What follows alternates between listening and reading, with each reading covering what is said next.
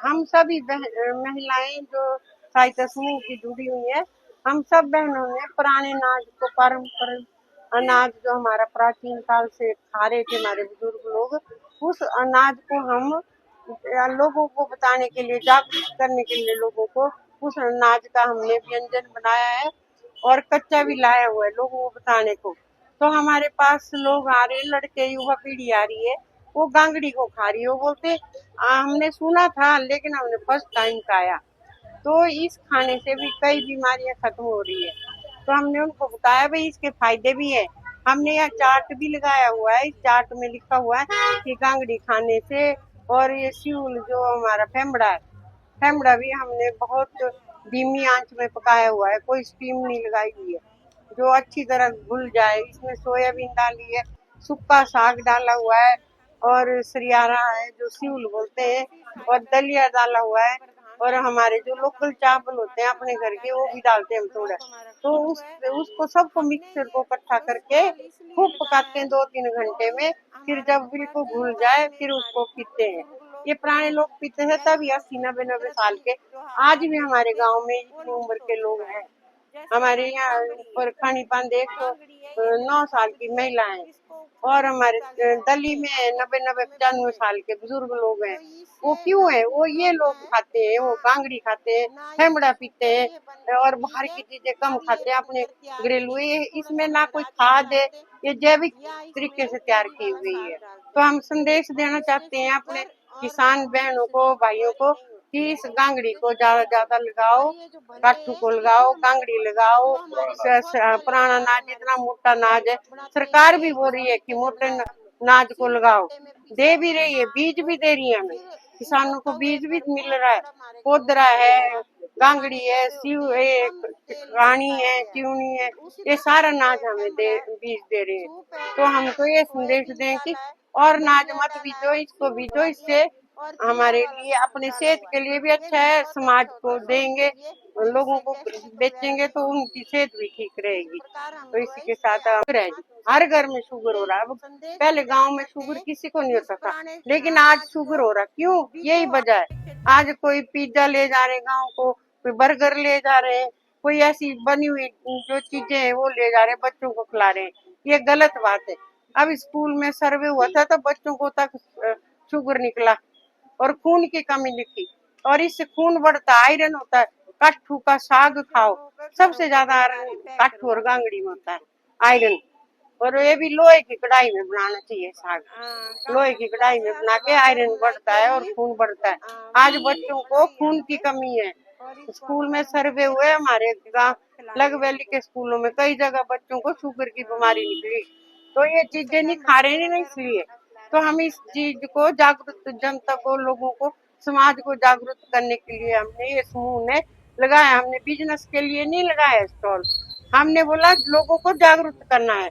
हमारा जो समूह है जागरूक करने के लिए आज आगे आया है, समाज को जागरूक करने के लिए।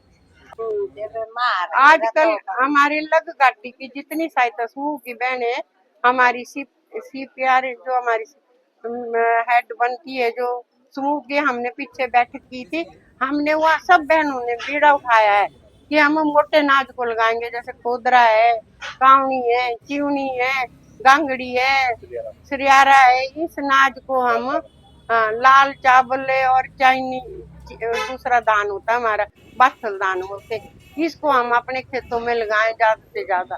तो हम जो है इसका बीड़ा हम लग घाटी की बहनों ने, सहायता समूह की बहनों ने उठाया है, और हम पूरे अपने खेतों, शुरुआत अपने घर से कर रहे हैं। हम इस आपके माध्यम से, आपके चैनल के माध्यम से लोगों को संदेश देना चाहते हैं कि आप भी इस अनाज को अपने खेतों में बीजो, अपने खाने के लिए बीजो, अगर बेचना नहीं है तो खाने के लिए बेचो, ताकि इस बीमारी से बचे, शुगर की बीमारी से, ब्लड प्रेशर की बीमारी से हम बच सके। आज हमारा यही संदेश आपके माध्यम से दे रहे हैं हम। हाँ, ये खाना चाहिए अब, जैसे ये बिल्कुल ही खत्म होता जा रहा है। हमारे बच्चों को तो पता भी नहीं है कि ये चीजें क्या है, और जैसे हम लोगों को भी नहीं पता उतना।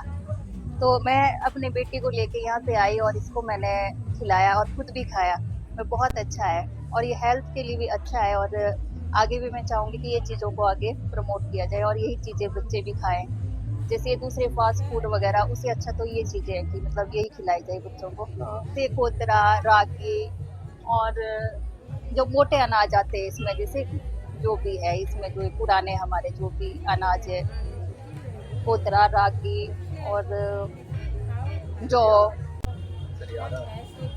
उसका बाकी मुझे नाम नहीं आता है, मतलब जो भी है ये इस तरह के अनाज को ही मतलब वो करना चाहिए, आजकल के बच्चों को देना चाहिए और बताना चाहिए कि ये चीज़ें हेल्थ के लिए कितनी अच्छी है। मैं मोटे अनाज की अगर बात करूं तो ये जैसा कि एक स्लोगन में हमने पीछे लिखा हुआ है कि पौष्टिक अनाजों का सेवन बढ़ाएं और स्वस्थ तन मन को स्वस्थ बनाएं। तो ये मोटे अनाज जो हैं बहुत पौष्टिकता का एक उदाहरण है और इन मोटे अनाजों में ज्वार, बाजरा, हमारा रागी, सरियारा और कई प्रकार के अनाज आते हैं इसमें। मुख्यतः यहाँ हमारे जो कुल्लू की बात अगर मैं बोलूँ, हिमाचल प्रदेश में मुख्यतः रागी, कोदरा और ये सरियारा और इस प्रकार के और नंगा जौ वगैरह हमारे मोटे अनाज यहाँ पर उगाए जाते हैं और इनको खाया जाता है, यहाँ पर उगाया जाता है। और जहाँ तक इनके अगर पौष्टिकता की बात बोलो तो इसमें फाइबर प्रचुर मात्रा में बहुत ज़्यादा फाइबर मिलता है, जो कि हमारे पाचन तंत्र को बहुत ज़्यादा मजबूत बनाता है। ये हमारे मधुमेह के जो रोगी हैं, शुगर पेशेंट है, उनको जो है वो बहुत इससे इनको खाने से बहुत लाभ मिलता है उनको। और अनेक प्रकार की बीमारियां जैसे मोटापा और अन्य प्रकार की बहुत सी बीमारियों को ये रोकता है। और खासकर जो हमारा अभी पीछे कोरोना काल में जो है इसकी इम्यूनिटी को बढ़ाने के लिए इन मोटे अनाजों का बहुत ज़्यादा महत्व रहा है और उस वक्त से लेकर के इसका ज़्यादा महत्व रहा है। और कार्यक्रम की जो ये हमें जो इस प्रकार का जो कार्यक्रम हमारा जो है समूह है, पिछले 3 वर्षों से कुल्लू शहरा में काम कर रहा है और इसके पश्चात शिमला में भी 2 बार शिमला में और धर्मशाला में भी गए, धर्मशाला में भी ये प्रोग्राम किया है, चंबा में किया है, लाहौल स्पीति में भी किया है।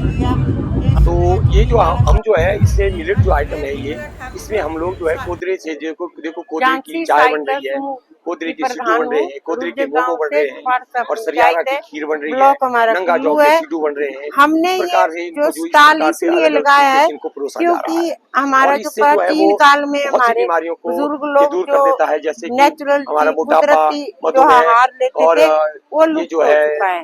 जैसे हमारी गांगड़ी है, गांगड़ी है, ये देखो गांगड़ी है, इसको उखल में कूटा गया है अपने खेतों में अनाज है। तो इससे ना शुगर होता है ना इससे शुगर, ये बनती है चीजें। अब ये बनकर तैयार हुई है, इसमें थोड़ा सा हमने राजमा डालते या इसमें चूड़ी वाला साग डालते हैं और इससे शुगर और ब्लड प्रेशर की बीमारी नहीं होती है, इसको खाने से शुगर। और ये जो भल्ले है ये भी हमारे जो हमारे बहुत पहले पुराने बनाते थे उस तरीके से बनाया हमने, सिल बट्टे में पिसा के हम हमेशा बढ़ी रही है और आगे आगे मुझे लग रहा है कि ये और पुराने तवे होते हैं, कम तेल में पकाया गया है। उसी प्रकार ये फेमड़ा सूप है, इसमें हमने सोयाबीन डाला है, दलिया डाला है, सेव डालिए और चूड़ा वाला अनाज डाला हुआ है। ये भी बहुत अच्छा होता है सेहत के लिए, इससे गैस्ट्रिक वगैरह नहीं होती। कोदरा की आयु बहुत लंबी होती है। आज भी हमारे गाँव में ऐसे किसान है जिनके पास 55 और 60 साल के बीच का जो पुराने अनाज को आज भी मौजूद है। तो इनको अकाल अनाज भी बोलते हैं। अकाल 2 प्रकार से मैं कह सकता हूँ इसको। नंबर 1 तो ये ऐसा है कि ये पानी की बहुत कम पानी सोखता है, इनको पानी की बहुत कम जरूरत होती है, इसको अकाल अनाज भी बोलते हैं। दूसरा, अगर इसको ज्यादा वक्त के लिए संरक्षित किया जाए तो कभी अगर ये भी हमारे पूर्वज कहते थे कि अगर अकाल कभी पड़ जाए, कभी सूखा रह जाए तो ये अनाज वक्त काम आए। ठीक है जी, जैसा कि आप जानते हैं पुरानी जो फसलों में से गिनी जाती है।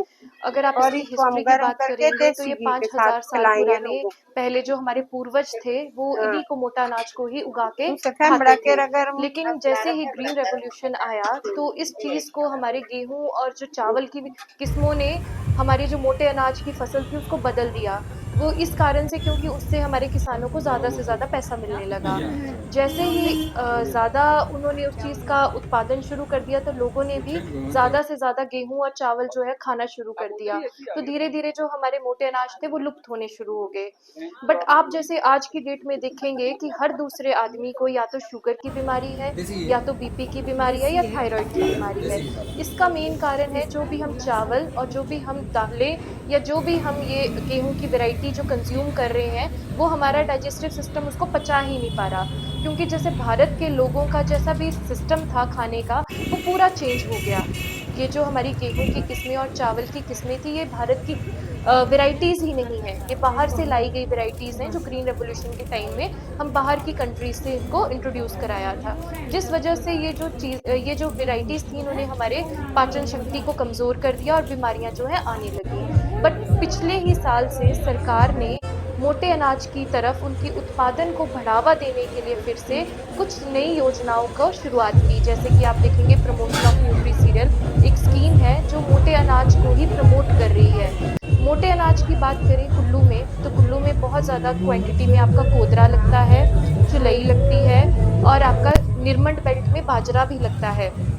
कोदरा यहाँ के लोग जो हैं वो पूजा के पर्पस से लगाते थे पहले, लेकिन इसको जब हम खाते हैं तो हम देखते हैं कि इसमें जो आपके शुगर और को कम करने के तत्व हैं इसमें पाए जाते हैं, जैसे कि और दूसरा जो हमारा रक्त है उसको प्यूरिफाई करता है ये। आप देखेंगे जैसे बच्चों में हर दूसरे बच्चे को एनीमिया की बीमारी है, खून कम है, तो जो कोदरा है वो खून की कमी को भी पूरा करता है।